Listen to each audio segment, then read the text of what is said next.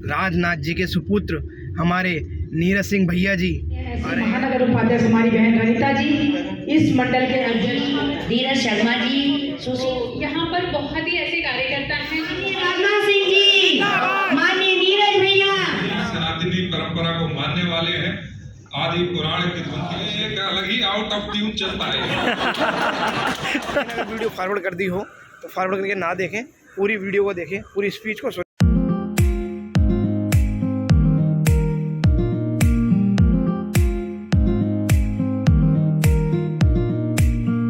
Hello दोस्तों, good morning, welcome back to my new blog और जय श्री राम। दोस्तों जैसे कि दोस्तों आपको पता है कि इलेक्शन का टाइम चल रहा है। दोस्तों हमारी विधानसभा 56 में इलेक्शन चल रहे हैं, तो हमारे महानगर अध्यक्ष संजीव शर्मा जी विधायकी लड़ रहे हैं वहाँ से और हमें उन्हें भारी मतों से जिताना है।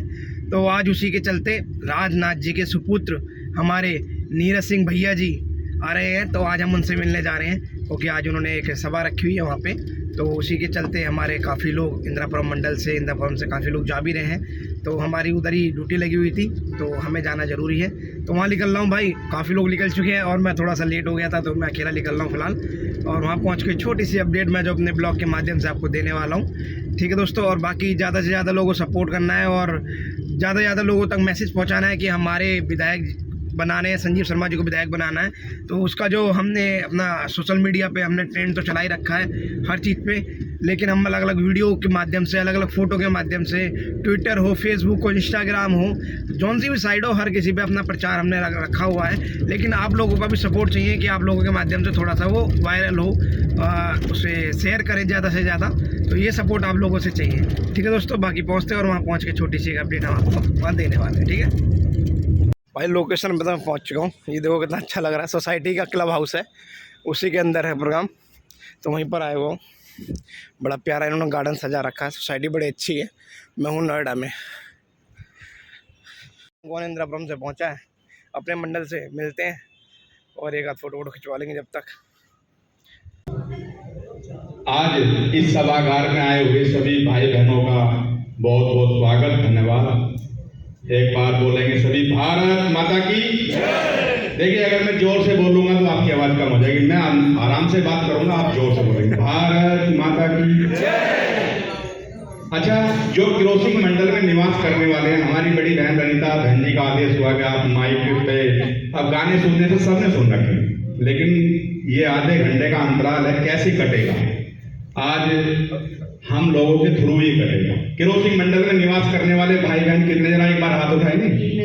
संगठन का ये भी काम बहुत जरूरी है। 20 तारीख को चुनाव होने वाले हैं, तो एक बार माँ भारती का उद्घोष हो जाए, भारत माता की, भारत माता की, वंदे वंदे। और आप सभी के श्री चरणों में जो मेरे बड़े हैं उनको मैं सादर प्रणाम करती हूँ, चरण स्पर्श करती हूँ। जो मेरे हम उम्र हैं उनका मैं वंदन करती हूँ, अभिनंदन करती हूँ और सादर प्रणाम है। और इस सम्मानित मंच पे हमारे मंडल के यशस्वी अध्यक्ष धर्मेंद्र जी हैं, बहुत ही कर्मठ हैं, ऊर्जा वाले, हमारे पूर्व पार्षद, इनके तो क्या ही कहने, एकदम पूरी कर्मठता से इन्होंने अपना सेवा काल किया है। और आप सभी जो आज यहाँ उपस्थित हैं, क्योंकि एक मतदाता की बहुत अहम भूमिका होती है और हमारे चुनाव हमारे बहुत ही करीब हैं। और आप सभी लोगों से सिर्फ इसी निवेदन के लिए, आप संजीव शर्मा जी जो हमारे शहर विधानसभा 56 की प्रत्याशी हैं और आप सभी के मध्य में हैं और हमारे संगठन के बहुत ही कर्मठ कार्यकर्ता के रूप में, क्योंकि हम लोग भी संतुष्ट इस बार बहुत ज़्यादा है, क्योंकि जब एक कार्यकर्ता को टिकट मिलता है तो हम लोगों को भी आत्मिक एक संतुष्टि होती है और बहुत ही अच्छा बोध होता है। हमें टिकट मिलना चाहिए, हमें टिकट मिलना चाहिए। लेकिन हम सब लोगों ने अपने फ़ोन के माध्यम से जो रिपोर्टिंग हमसे ली गई, हमने भाई संजीव शर्मा जी का नाम लिया कि वो हमारे बीच के एक बहुत अच्छे कार्यकर्ता हैं और जो उनके पास गया आज तक किसी काम के लिए भी वो खाली वहाँ से नहीं आया। हमने भी भाई साहब से आग्रह किया कि भाई साहब क्रॉसिंग वाले लोग बहुत परेशान होते हैं जाम को लेकर के, तो उन्होंने नगरायुक्त सर से बात रखी और हमारे सांसद और जो मंत्री हमारे यहाँ लगे हैं ब्रजेश जी, उन्होंने सबने बात रख करके 119 करोड़ रुपए का टेंडर हम लोगों के लिए पास कराया है। शायद वो 1-1.5 महीने के अंदर, मैं मैक्सिमम आपको टाइम बता रहा हूँ, लेकिन विधायक का रिजल्ट आने के बाद ही 23 तारीख के बाद उस पर प्रक्रिया शुरू हो जाएगी और वो जल्द ही हमारे काम शुरू हो जाएंगे। और माननीय संजीव शर्मा जी को भी चुनाव हमारी आयु में तो मेरे से छोटी बहन है, लेकिन बहुत अच्छा संगठन में कार्य कर रही है, ऐसी महानगर उपाध्यक्ष हमारी बहन रनिता जी, इस मंडल के अध्यक्ष हमारे आदरणीय मंडल अध्यक्ष जी, हमारे सुनील शर्मा जी और समस्त यहाँ पर भाई बहनों को मैं सादर प्रणाम करती हूँ, इस कार्यक्रम में अभिनंदन स्वागत करती हूँ।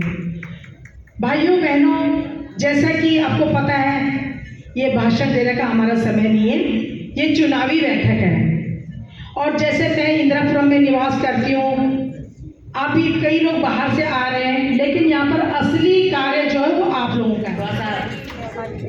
देवाशीष दत्ता जी, प्रवीण शर्मा जी, वर्मा जी, डॉक्टर जयश्री सिन्हा जी, बलदेव भंडारी जी, धीरज शर्मा जी, सुशील सिन्हा जी, गायत्री पांडे जी, स्वाति चौरसिया जी और मास्टर सुनील शर्मा जी, उनको तो आप लोगों ने शुरू में ही देखा और बहुत ही हंसमुख स्वभाव के, और कहीं पे भी मंच का संचालन हो या अन्य कोई भी बात हो, उनके अंदर एक अलग ही बात है। तो सुनील जी, आपका बहुत बहुत स्वागत है, अभिनंदन है और आप सभी का, इन सभी सूची के नाम में जितने भी नाम हमने बोले हैं, आप सभी का बहुत ही अभिनंदन है, स्वागत है। और मैं आदरणीय सुनील जी को आमंत्रित करती हूँ कि आप आएँ और अपने ओजस्वी उद्बोधन से सभी को प्रकाश करें। आइए।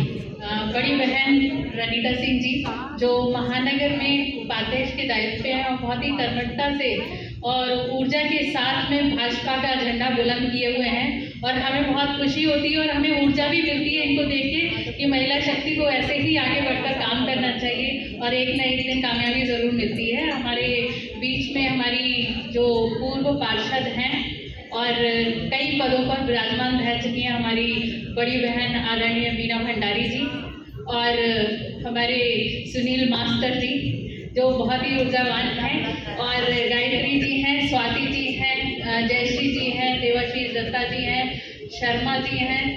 तो यहाँ पर बहुत ही ऐसे कार्यकर्ता हैं जो बहुत ही ऊर्जावान और भाजपा के लिए समर्पित कार्यकर्ता हैं। मैं भी एक छोटी सी कार्यकर्ता हूँ उन्हीं में से।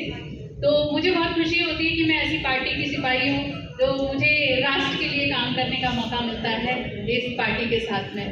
तो हम आज की जो बैठक है वो नीरज भैया का तो है ही, वो आ ही रहे हैं, लेकिन मेन बैठक ये उनके सानिध्य में रखी गई है कि हमारे यहाँ विधानसभा 56 में चुनाव होने वाला है, उपचुनाव जिसकी हर किसी को जानकारी नहीं होती है। इसी के सानिध्य में ये छोटी छोटी बैठक हर क्षेत्र में रखी गई है ताकि हम अपने जो भी प्रत्याशी हैं हमारे उपचुनाव के आदरणीय संजीव शर्मा जी जो हमारे महानगर के अध्यक्ष भी हैं, तो उनको भाजपा ने एक कार्यकर्ता को इस बार मौका दिया है उपचुनाव में विधायक की सीट पर। बहुत खुशी हुई और उन्हीं की वोटिंग के लिए हम लोग अपील करने के लिए आप सबके यहाँ पर उपस्थित हुए हैं और मेरी सभी से हाथ जोड़कर विनम्र निवेदन है कि आप अपने घर का वोट तो डालेंगे ही भाजपा को, अपने आसपास अपने दोस्त, फ्रेंड सर्किल, रिश्तेदार जो भी इस एरिया में आते हैं उन सभी से हमारा विनम्र निवेदन रहेगा कि वो जाकर समय से अपना वोट डालें। 20 तारीख हमारा वोटिंग का दिन है, तो जितने भी ये चुनाव में वोट डालने वाले हैं जो जॉब करते हैं वो समय से पहले अपना वोट डालकर अपना जो दिल्ली में जॉब करते हैं वो जा सकते हैं। तो जाने में किसी को परेशानी है उसका मन वोट डालने के लिए करता है, तो ऐसे लोगों को चिन्हित करके या तो बहन जी रनिता जी को अवगत करा दें या मंडल अध्यक्ष जी को करा दें, क्योंकि उनकी शासन प्रशासन से भी वोट डालने के लिए 2 दिन पहले उनके घर लोग आ जाते हैं। सरकारी कर्मचारी 2 दिन पहले आ जाएंगे, सीनियर सिटीजन है, अभी टाइम है हमारे पास 15 तारीख तक का। तो ऐसे लोग जो वोट डालने नहीं जा सकते और उनका मन करता है कि मैं वोट जरूर करूंगा, तो एक उनकी बराबर में सूची बना दें, उसमें जो हमारे मंडल के पदाधिकारी उनको सबमिट कर दें। और मेरा आप सभी से एक निवेदन और भी है कि जैसे जैसे 20 तारीख आ रही है वैसे वैसे चुनाव की सरगर्मी तेज बढ़ रही है और लोगों में जागरूकता भी हो रही है। उसके लिए कमल का फूल तो हमारा है ही, लेकिन मदद कैसे की जाती है। मैं बीच में 2 दिन पहले छठ मैया का आशीर्वाद मिला था और आशीर्वाद मुझे ऐसा मिला कि बस 2 दिन बाद फिर मुझे आप लोगों के बीच में रनिता जी के माध्यम से मुझे यहाँ आना पड़ा। आप लोगों से मिलकर देखकर मुझे बहुत अच्छा लगा क्योंकि हम लोग अभी 2 दिन पहले ही मिले थे और आप लोग बड़े शांतिपूर्वक नीरज भैया का इंतजार देख रहे हैं और संजीव भैया को इन्होंने कहा कि संजीव जी के लिए वोट अपील करें। तो आप सभी लोग, मुझे वोट अपील करने की ज़्यादा जरूरत नहीं क्योंकि हमारी वरिष्ठ बहनें रणीता जी महानगर में कार्य कर रही हैं, तो सभी को ये वोट डलवाने के लिए सक्षम है, सबको डलवाएंगी। पर बस मैं आप लोगों से इतना कहना चाहती हूँ कि आप लोगों के शहर में, गाजियाबाद में जो भी रिश्तेदार, बहन या फ्रेंड सर्कल में जो भी रहता हो, सभी को आप लोग वोट डलवाने का कार्य करें। आप लोग तो डालेंगे ही, आप लोग वोट डलवाने का कार्य करें, क्योंकि आपके माध्यम से यदि 5 वोट भी डलेंगे तो हमारे संजीव भैया बहुत अच्छे वोटों से जीत रहे हैं और ज़्यादा अच्छे वोटों से जीतेंगे। रिकॉर्ड मतों से हमें भैया को जिताना है। और मैंने उस दिन भी कहा था और आज भी कहूँगी कि कोमल है, कमजोर नहीं, शक्ति का नाम ही नारी है और जग को जीवन देने वाली, मौत भी तुझ पे हारी है। महिला वो शक्ति है जो चाहे कर सकती है या नहीं कर सकती है ना। तो आप लोगों को क्या करना है, उस दिन जलपान थोड़ा लेट करा के, पहले नहा धो के बच्चे हो या आप लोग पूरे परिवार के साथ वोट डालने जाए और अपने सगी संबंधी, फ्रेंड सर्कल जो भी आप लोगों से परिचित है सभी आदरणीय नीरज भैया का हम सभी के बीच में आगमन हो रहा है।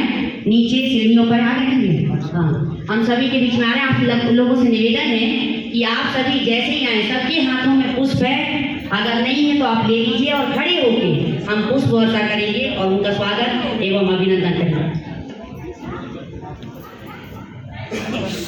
हमारे बीच में हमारे शहर विधानसभा 56 उपचुनाव के सह संयोजक आदरणीय सुनील यादव जी, जो कि डिप्टी मेयर रह चुके हैं, और हमारे बीच में आदरणीय नीरज भैया, नीरज भैया, नीरज भैया, नीरज भैया, भारत माता की, नीरज भैया, नीरज भैया, नीरज भैया, नीरज भैया, नीरज भैया, माननीय राजनाथ सिंह जी, माननीय राजनाथ सिंह जी, माननीय राजनाथ सिंह जी, माननीय नीरज भैया, माननीय नीरज भैया, हम सभी के बीच में माननीय राजनाथ सिंह जी के छोटे से पुत्र, करोड़ों युवाओं के प्रेरणा स्रोत, यूथ आइकॉन और नीरज भैया का स्वागत करें।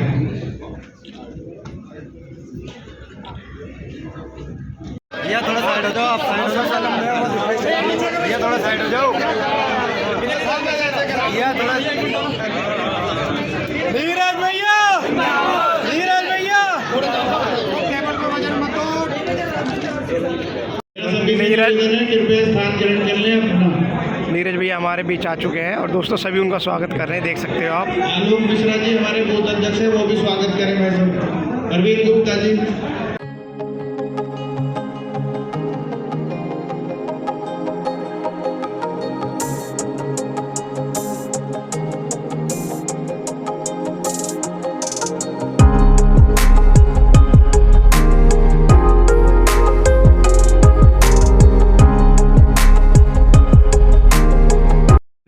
जो उपचुनाव होने जा रहा है उसके समर्थन में हमारे भैया नीरज जी यहाँ उपस्थित हुए हैं। मैं आपसे आग्रह करूंगा, भैया के लिए इतनी जोरदार तालियों से स्वागत होना चाहिए। भैया के लिए भारत माता की। गाजियाबाद विधानसभा के उपचुनाव में क्रॉसिंग मंडल के अंदर आदरणीय संजीव शर्मा जी के चुनाव प्रचार में आए हम सब युवाओं के दिल की धड़कन, नौजवानों के साथी, मार्गदर्शक, केंद्रीय रक्षा मंत्री आदरणीय राजनाथ सिंह जी के होनहार सुपुत्र, हम सबके भाई, बहनों के भाई, भाइयों के भाई और युवाओं के नेता, जिन्होंने बहुत सारे लोगों को, बहुत सारे युवाओं को भारतीय जनता पार्टी में नहीं बल्कि सामाजिक क्षेत्र में बहुत आगे बढ़ाया, ऐसे आदरणीय भाई नीरज सिंह जी, आपका हार्दिक स्वागत, अभिनंदन। मंच पर बैठे महानगर के उपाध्यक्ष बड़ी बहन रणीता सिंह जी, इस मंडल के सम्मानित अध्यक्ष, बहुत आभार। वैसे तो ठंडी पूरी तरह से नहीं आई है, पर फिर भी हल्की हल्की ठंड लग रही थी। पर जितनी गर्मजोशी से आपने स्वागत किया है, मैं कह सकता हूं कि थोड़ी भी ठंडी होगी तो वो भी आज समाप्त हो गई, इतनी गर्मजोशी। आज के इस कार्यक्रम में मेरे साथ आए हुए भाई सुनील यादव जी जिनका उद्बोधन आपने सुना, बहन रनीता जी महानगर उपाध्यक्ष भी हैं, कार्यक्रम के संयोजन में एक महत्वपूर्ण भूमिका उनकी रही, श्री संदीप त्यागी जी जो मंडल प्रभारी हैं,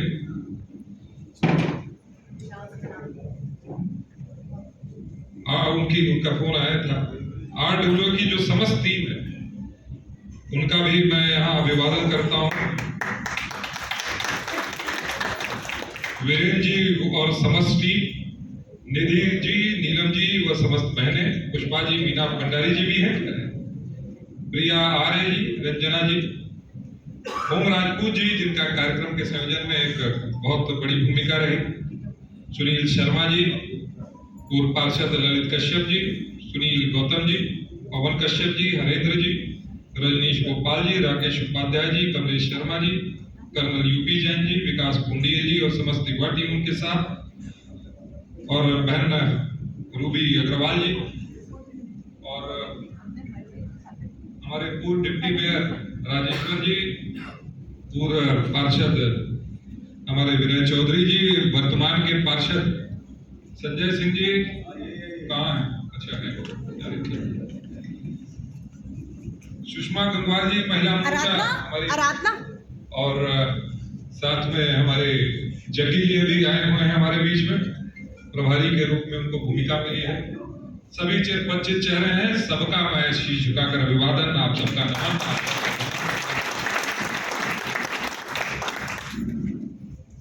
मैं अभी 2 सभाएं कर आ रहा हूं और दोनों सभाओं में जिस प्रकार का उत्साह, लोगों के मन में जिस प्रकार की उमंग है, मैं कह सकता हूं कि जीत तो निश्चित है, पर हम लोग कहीं न कहीं सनातनी परंपरा को मानने वाले हैं, आदि पुराण किंवदंतियों से हम लोग प्रेरणा लेने वाले हैं। तो जीत तो हो, पर आवश्यक उससे यह है कि हम लड़े हनुमान की तरह और जीते श्री राम की तरह। यह हमारे कार्य पद्धति का हिस्सा होना चाहिए, और यही कारण है कि गाजियाबाद में जब चुनाव लोकसभा का हो तो सबसे ज्यादा मतों से जीतने वाला सांसद आपने दिया, जब विधानसभा हो तो सबसे ज्यादा मतों से जीतने वाला विधायक आपने दिया, जब मेयर हो तो सबसे ज्यादा मतों से जीतने वाला मेयर आपने दिया, तो उपचुनाव में भी सबसे ज्यादा मतों से भेजने वाला विधायक भी कहां से जाएगा? कहां से जाएगा? मुझे पूरा भरोसा है कि ऐतिहासिक विजय के साथ संजीव शर्मा भारतीय जनता पार्टी के महानगर अध्यक्ष विधायक चुनकर जाएंगे, और एक ऐसा प्रत्याशी संगठन ने जिसको अवसर दिया, 5 वर्षों तक महानगर अध्यक्ष के रूप में उन्होंने कार्य किया, और संजीव को मैं तब से देख रहा हूं, अब तो संजीव जी कहूंगा क्योंकि हमारे प्रत्याशी भी और हमारे महानगर अध्यक्ष भी हैं, तो संजीव जी को मैं तब से देख रहा हूं जब युवा मोर्चा के समय से वो काम कर रहे हैं, और सदैव लोगों को जोड़कर, लोगों को समावेशी भाव से लेकर साथ चलने की पद्धति उनकी रही है, और जरूरत पड़ने पर जनप्रतिनिधि शासन प्रशासन के सामने एक सशक्त आवाज बनकर खड़ा हो, वह कला भी, उसमें भी संजीव शर्मा पूरी तरह निपुण है। तो मुझे पूरा भरोसा है कि गाजियाबाद को, और मैं केवल कहने के लिए बात नहीं कर रहा हूं, जब आगे आने वाले समय में आपका अनुभव होगा तो आप देखेंगे कि सर्वसुलभ और हर एक व्यक्ति से सीधा जुड़ाव हमारे संजीव शर्मा का जब वो पार्षद बनकर, विधायक बनकर जाएंगे तब उनका दिखाई देगा। और आज मैं जब आया हूं तो भारतीय जनता पार्टी के लिए आप सब लोग वोट करते हैं और हर चुनाव में वोट करते हैं, पर केवल वोट दे देना काफी नहीं, हम लोगों को भी जागरूक करें, और जागरूक करें कि जब ईवीएम मशीन के सामने खड़े हो अपने ईश्वर को याद करें, अपने हृदय पर हाथ रखें। मैं जानता हूं जो बटन दबेगा वो कमल के निशान का बटन होगा, कोई दूसरा बटन नहीं हो सकता है। और मैं ये बात इसलिए कहता हूं क्योंकि आप सब लोग जागरूक लोग, विषयों को समझते हैं, जानते हैं कि आपके लिए क्या श्रेष्ठ है, आपके लिए क्या उपयोगी है, आपके प्रदेश के लिए, आपके देश के लिए। और मैं आंकड़ों के लिहाज से ही कहता हूं क्योंकि आप सब लोग पढ़े लिखे लोग हैं। 2014 के पहले का भी भारत था, 2014 से पहले इस भारत को जो हम सोने की चिड़िया भारत कहते थे, पर हमारी इकोनॉमी का साइज कितना था मालूम है? 1.8 ट्रिलियन का था केवल इकोनॉमी। आज 2014 से 2024 केवल 10 वर्ष में ऐसा क्या जादू हुआ कि हमारा जो 1.8 ट्रिलियन का इकोनॉमी है आज 3.8 ट्रिलियन की इकोनॉमी हो गई। हमारा इकोनॉमिक साइज 11वें नंबर पर गिना जाता था, आज हम 5वें सबसे बड़े अर्थव्यवस्था विश्व के बनकर खड़े दिखाई देते हैं। पहले इस स्वास्थ्य व्यवस्थाओं को लेकर केवल 5 एम्स होते थे, आज 17 एम्स बनकर खड़े हुए दिखाई देते हैं। पहले केवल 74 एयरपोर्ट होते थे, आज 152 एयरपोर्ट बनकर खड़े हुए दिखाई देते हैं। पहले केवल 26% डिजिटल ट्रांजैक्शन होता था, आज 78% डिजिटल ट्रांजैक्शन होता है। पहले केवल 44% गांव में बिजली आती थी, आज 96% गांव में बिजली आने लगी। पहले केवल 22,000 किलोमीटर की रेलवे लाइनें थी, आज 54,000 किलोमीटर की रेलवे लाइनें हैं। पहले केवल 26,000 नेशनल हाईवे की सड़कें दिखाई देती थी, आज 56,000 किलोमीटर की नेशनल हाईवे दिखती हैं। यह तो विकास के कार्य हो ही रहे हैं, पर हमारे अंदर जो मान सम्मान की भावना है, हमारे अंदर जो हमारे अस्तित्व को लेकर हमारा एक भाव है कि हमारे सांस्कृतिक प्रतीक है, हमारे सांस्कृतिक धरोहर है, कम से कम उन्हें सम्मान मिले। पहले भी सरकारें रही, पर मैं कहता हूं इन सांस्कृतिक प्रतीक और सांस्कृतिक धरोहर के लिए हमारी सरकार ने जो काम किया है वह पहले पूर्ववर्ती सरकार के मुखिया कतई उनकी चिंता इस विषय पर नहीं थी। आज मैं कह सकता हूं जब कावड़िए निकलते हैं तो उनके डीजे नहीं बंद कराए जाते, हमारे मुख्यमंत्री निकलते हैं और उन पर फूलों की वर्षा हेलीकॉप्टर से करते हैं। आज विंध्याचल में कॉरिडोर का निर्माण हो रहा है, आज मथुरा में नए नए निर्माण हो रहे हैं। आज जो काशी के अंदर आताताइयों ने मंदिरों को तोड़कर उसको जमीन के अंदर दबा दिया था, आज वो वापस भव्य रूप प्राप्त कर रहे हैं। और 500 साल से हमारे आपके आराध्य भगवान राम जो टेंट के अंदर विराजमान थे, क्या वेटिकन सिटी में आप सोच सकते थे यह होता, या फिर मक्का मदीना में ऐसा होता? 500 साल तक हमारे भगवान राम की जन्मस्थली के अंदर उनको टेंट पर रहना पड़ा। और यह हमारे समाजवादी के नेता कहते थे कि इस अयोध्या के अंदर परिंदा भी पर नहीं मार सकता, आज वहां पर भी भव्य राम मंदिर का निर्माण हो गया। और केवल मैं अगर जाति या धर्म विशेष की बात नहीं करता हूं, जग्गी भाई बैठे हुए बताएंगे करतारपुर कॉरिडोर की अगर मार्ग प्रशस्त करने का काम किया तो किसने किया? पंच प्यारों को केवल किताबों से उठाकर उनकी वीर गाथाओं को जन जन तक पहुंचाने का काम किया तो किसने किया? आज कश्मीर के अंदर भी जाइए, वहां पर सिख समाज का जो एक बहुत बड़ा धार्मिक स्थान है, आज वहां पर जाइए, वहां पर बकायदा कॉरिडोर बना हुआ है, जाकर लोग दर्शन करते हैं वहां। और हमारी जितनी भी योजनाएं थी वो किसी जाति पाति धर्म मजहब को देखकर तो बनाई नहीं गई थी। जब पहली बार बहनें हमारी बैठी हुई हैं, जब पहली बार शौचालय की बात हुई तो विपक्षी पार्टी वालों ने बहुत मजाक उड़ाया कि हमारे प्रधानमंत्री का मिशन इतना ही है कि शौचालय बनाने की बात कर रहे हैं। मैंने कहा कि वो गरीब आदमी के परिवार से निकला हुआ वो बेटा था, वो जानता था कि अगर ग्रामीण क्षेत्र की महिलाओं को शौच के लिए जाना पड़ता है और कोई गाड़ी शहर की उधर से निकलती है तो उन्हें शौच से उठ जाना पड़ता था। उनके दर्द और मर्म को समझने का काम किया। उज्ज्वला योजना के माध्यम से जब गैस सिलेंडर की बात हुई तो उन महिलाओं को जो एक चूल्हा जलाने के लिए उनके फेफड़े के अंदर 80 सिगरेट का धुआं जाता था, उनके दर्द को समझने का काम हमारे प्रधानमंत्री ने किया। जब आयुष्मान योजना के माध्यम से 5 लाख का बीमा दिया तो उन ग्रामीण क्षेत्रों में, हमारे कस्बे में कोई गरीब परिवार का बुजुर्ग बेटा, माताएं बिना स्वास्थ्य व्यवस्थाओं के कहीं वो दम न तोड़ दें, उनको 5 लाख बीमा देकर उनको भी सशक्त बनाने का काम हमारे प्रधानमंत्री ने किया। कोई गरीब भूखा न सोए, फूड सिक्योरिटी खाद्यान्न योजना के माध्यम से 5 किलो राशन हर एक परिवार को देने का काम किया। और बहनें हमारी आज तो सशक्त हैं। रनिता जी कार्यक्रम की संयोजक हैं। आप सब लोग तो you all are blessed enough, पर ऐसी भी बहनें रही हरियाणा में जिनकी भ्रूण हत्या कर दी जाती थी, बच्चियों को पेट के अंदर मार दिया जाता था।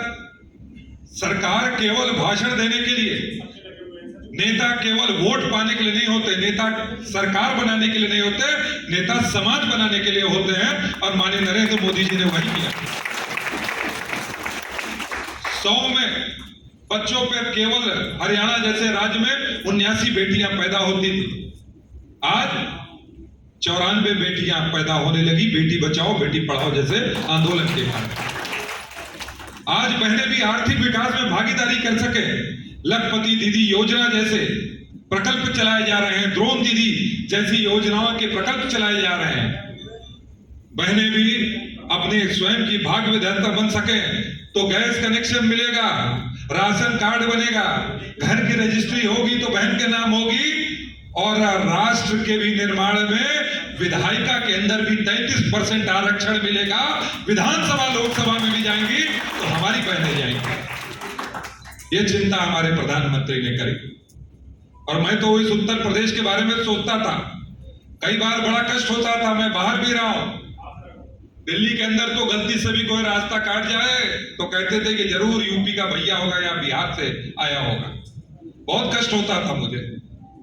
वह उत्तर प्रदेश जिसने भगवान कृष्ण की जन्मस्थली, भगवान राम की जन्मस्थली, वह उत्तर प्रदेश जिसने सबसे ज्यादा इंजीनियर दिए, सरहदों की रक्षा करने वाले सबसे ज्यादा जवान दिए, आईआईटी वाला उत्तर प्रदेश, वह उत्तर प्रदेश जिसने भगवान की जन्मस्थली नहीं, भगवान राम और कृष्ण की जन्मस्थली नहीं, सबसे ज्यादा प्रधानमंत्री भी जिस उत्तर प्रदेश ने दिए, उसके बारे में इसे हे दृष्टि से देखा जाता था।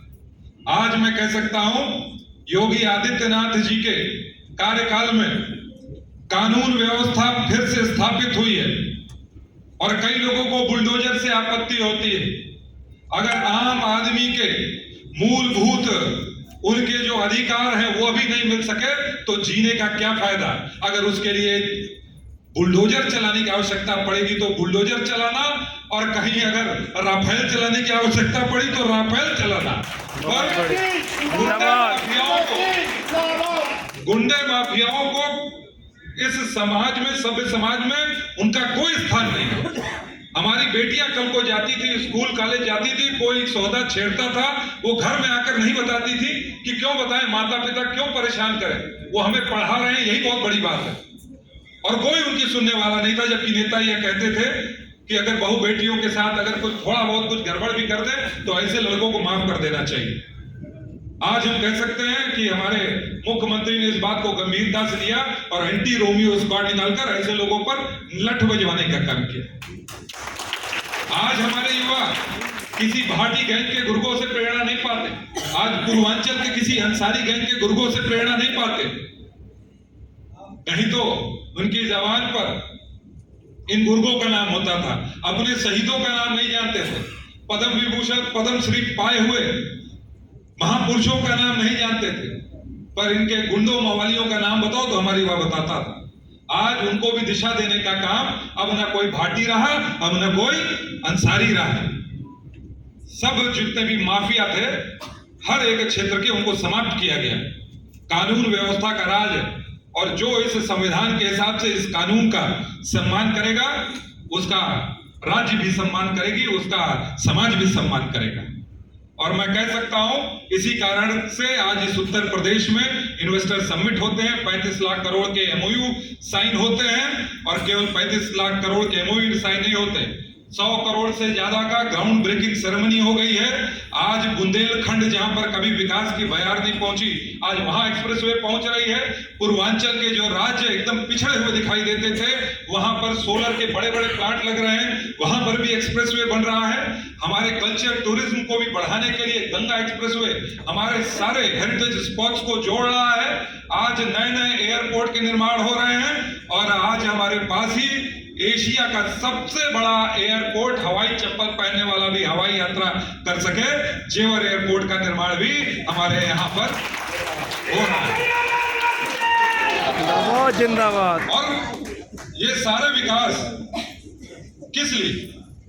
क्योंकि हर एक व्यक्ति के कहीं ना कहीं सर्वांगीण विकास हो सके, और इस सर्वांगीण विकास के कारण ही जो प्रति व्यक्ति आय 2014 से पहले 76,000 रुपए थी, आज 1,26,000 करने का काम हमारी सरकार ने किया। और इन सब कामों के कारण जब हमारे प्रधानमंत्री विदेश में भी जाते हैं, तब हमारे राष्ट्राध्यक्षों को अमेरिका रोकता नहीं है, सिक्योरिटी चेक नहीं करता। आज जब हमारे प्रधानमंत्री पपुआ न्यू गिनी जैसे राष्ट्र में भी जाते हैं, तो वहां का राष्ट्रपति झुककर हमारे प्रधानमंत्री का पांव छूता है। यह प्रधानमंत्री का सम्मान नहीं है, यह 140 करोड़ भारतीयों का सम्मान। और इस गाजियाबाद के संदर्भ में भी मैं कह सकता हूं कि जो विकास के आप नए नए परियोजनाएं देखते हैं, पहले सोच सकता था कोई कि रैपिड रेल बढ़ेगा, आज रैपिड रेल का निर्माण हो गया, मेरठ तक आप पहुंचते हैं। ये NH24 कितने वर्षों से इसका काम रुका पड़ा था, आज NH24 40 मिनट में आप मेरठ पहुंचते हैं। इस गाजियाबाद विधानसभा क्षेत्र में आरओबी का काम, पूरा शहर कटा हुआ था, आरओबी का काम जो है कितने वर्षों से रुका हुआ था, वो भारतीय जनता पार्टी का शासनकाल आया तब इसके बाद वो काम हुआ। और जब हम गाजियाबाद आते थे तो सबसे पहले मिलता था खोड़ा, तो लोग कहते थे ये खोड़ा नहीं फोड़ा है, फोड़ा। बताइए, पूर्व में भी शासनकाल था और इतनी बड़ी आबादी वहां रहती थी और उसको ग्राम पंचायत का दर्जा था, और करीबन 8 लाख लोग रहते थे उस समय। आज लोगों के पते नहीं थे, आज जो है वहां पर भी देखिए विकास के कार्य हो रहे हैं, लोगों को पते मिल गए हैं, अपना एड्रेस मिल गया है। और ये विकास की चिंता तो पूर्ववर्ती सरकार के लोग भी करना चाहते तो करते, पर उनकी इच्छा नहीं थी। उनकी इच्छा अपने परिवार, अपने पार्टी को पोषित करने की थी। आज भी इस नोएडा के अंदर आप चले जाइए, बगल में आपके क्षेत्र है, पूर्व में मुख्यमंत्री न मायावती जी, न अखिलेश जी, न मुलायम सिंह जी, कोई भी नहीं आता था। कहते थे नोएडा आने पर अब शगुन है, कुर्सी चली जाती है। और जो भगवा पहने हुए हमारे मुख्यमंत्री, कई आजकल सो कॉल बड़े फॉरवर्ड थिंकिंग वाले लोगों को लगता होगा कि दकियानुसी के क्षेत्र लोग होते हैं जो भगवा पहनते हैं, वो मुख्यमंत्री इस नोएडा की धरती पर 6 से 7 बार आ चुके हैं, और जब भी आए हैं तो हजारों करोड़ की परियोजनाएं और नोएडा की धरती से इन लोगों ने कितना कमाया है ये बताने की आवश्यकता नहीं। आज भी लाल पत्थर का घर जो है हमारी मायावती जी के भाई का जाकर आपको दिखेगा। आज अखिलेश जी का बेश कीमती जमीन पर आज होटल बन रहा है लखनऊ के अंदर। ये पैसे कहां से आ रहे हैं? निश्चित रूप से कोई व्यवसाय तो ये कर नहीं रहे। तो इन लोगों के बारे में सोचना चाहिए। अपने परिवार का मुखिया उसी को चुनिए जो परिवार के अंदर एक अच्छे संस्कार का प्रवाह कर सके। और मैं कह सकता हूं कि हमारे चाहे मुख्यमंत्री योगी जी हो या हमारे प्रधानमंत्री मोदी जी हो, कोई माई का लाल उनके इतने बड़े राजनीतिक सामाजिक जीवन पर, उनके दामन पर एक भी छोटा सा दाग नहीं बता सकता। इसलिए मैं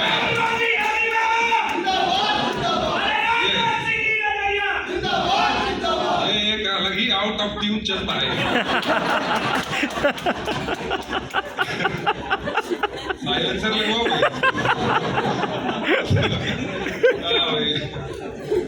ये महान हस्ती है।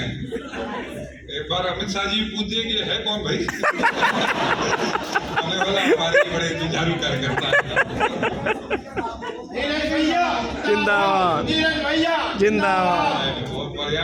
आप सबका इसमें, आप सबका सहयोग केवल मत के रूप में नहीं, विश्वास के रूप में भी मिले। आप सबके विश्वास में ही हम मानते हैं ईश्वर का वास है। आप सबका मैं पुनः आभार व्यक्त करते हुए और सुंदर कार्यक्रम के आयोजन के लिए ओम राजपूत जी, रनीता जी और सभी RWA के मेरे यहाँ के सभी सदस्य, सबका शीश झुकाकर मैं आभार व्यक्त करती वाणी करता हूँ। जय हिंद। तो भैया नीरज भैया की सुन के स्पीच तो दिल ही खुश हो गया। बहुत बढ़िया भाई साहब स्पीच लगी मुझे, और पहली बार मैंने उनकी स्पीच सुनी है और 15 मिनट की उनकी स्पीच थी, और एक एक बात उन्होंने इतने अच्छे से क्लियर करके समझाई कि क्या क्या सुविधाएं हमारे मोदी जी द्वारा, योगी जी द्वारा हमें मिली हैं, जो जो लाभ हमें मिले हैं वो सब उन्होंने बताए हैं। तो प्लीज़ कोई किसी ने अगर वीडियो फॉरवर्ड कर दी हो तो फॉरवर्ड करके ना देखें, पूरी वीडियो को देखें, पूरी स्पीच को सुने उनकी, तो आपको समझ में आएगा कि क्या क्या बातें उन्होंने बताइए और सारी बातें जेन्युइन बताइए। जो कार्य हमारे मोदी सरकार द्वारा हुए हैं वो सारे उन्होंने बताए हैं। तो आप प्लीज़ वीडियो को जिन्होंने फॉरवर्ड कर दिया पूरी ढंग से वीडियो को देखें, ठीक है। ठीक है दोस्तों, घर के लिए निकल गया भाई। एक छोटा सा ब्लॉग मैंने आज अपने पार्टी के लिए बनाया था कि भाई आज अपने संगठन के लिए एक ब्लॉग बनाऊं, जो कि हमारे विधायक जी के लिए है, क्योंकि इलेक्शन है 20 तारीख को दोस्तों। तो ज़्यादा ज़्यादा वोट करना है, सभी लगे पड़े हैं इलेक्शन में। आप देखा ही होगा वीडियो के माध्यम से सारी अपडेट मैं आपको देता ही हूँ। बाकी मेरे पूरे सोशल मीडिया पे इस टाइम में मेरे भाजपा के अलावा कुछ दिखेगा नहीं आपको, सिर्फ यही दिखेगा, ठीक है दोस्तों। अगर ये वीडियो छोटी सी अगर पसंद आए तो वीडियो को लाइक कीजिएगा, चैनल को सब्सक्राइब कीजिएगा। और किसी ने अगर वीडियो पूरी नहीं देखी है और आगे बढ़ा दी है तो वो गलती मत कीजिएगा, स्पीच जरूर सुनिएगा। पूरी पहली वीडियो के लिए बोल रहा हूँ मैं ऐसे कि इसको जरूर सुनिएगा, ठीक है दोस्तों। तो रखता हूँ, अगर वीडियो पसंद आए तो फिर लाइक करना, चैनल को सब्सक्राइब करना। मिलते हैं नेक्स्ट ब्लॉग में, बाय बाय दोस्तों।